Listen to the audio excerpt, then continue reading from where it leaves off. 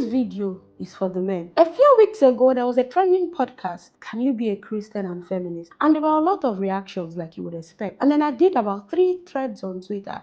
The first 2 explaining why Christianity and feminism might be at opposing ends. And the last one talking to Christian men and how they sometimes treat women. Some Christian men, to be specific. And a lot of men came at me saying that men have not caused the issues that women have faced in today's world. Many of them feel like the feminism fight is invalid, like we built the anger up in our head, or like women just want to be angry and we decided to blame men for it. Let me educate you.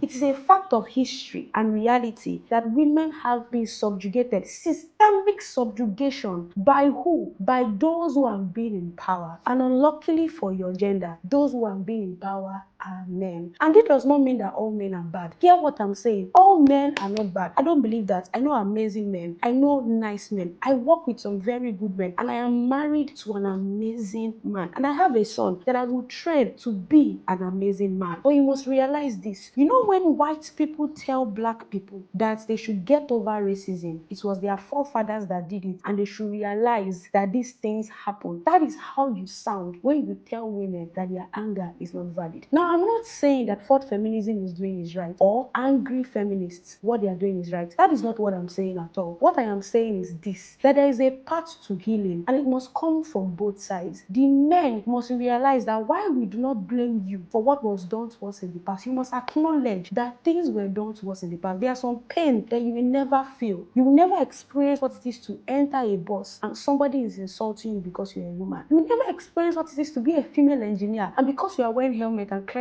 pole, men in Nigeria call you a gbere. You will never experience what it is to go through Yaba and men are pulling your shirt till you are naked. All the buttons on your shirt pop out. Yes, that happened to me. And you know the interesting thing? It was a man that saved me. And that is why I'm talking to the women now. Women, you must realize that for every fight that feminism achieved, it was because men helped. It was men in parliament that approved the right for a woman to vote. It was men in parliament that approved the right for a woman to work. It was a man that argued Ruth Bader Ginsburg's first case because a woman was not allowed to argue in court, and that man was her husband. But this video is still directed at the men. I think you need to educate yourself. As talking to women a lot, I'm talking to you now. You need to educate yourself on why the feminism fight was necessary. I'm not saying it's a solution, because feminism only names pain. It cannot heal. Only God can heal. But for both genders to heal, we must acknowledge the past without dwelling on it, so that we can move forward into the future. So this is my call to you, dear man, dear Christian man, dear handsome man, dear testosterone-filled man. Please get my book, When God Met a Feminist, so that you can educate yourself on why this cause exists. Because if we don't know the why of a thing, abuse is inevitable. Buy it. Daddy link in my bio.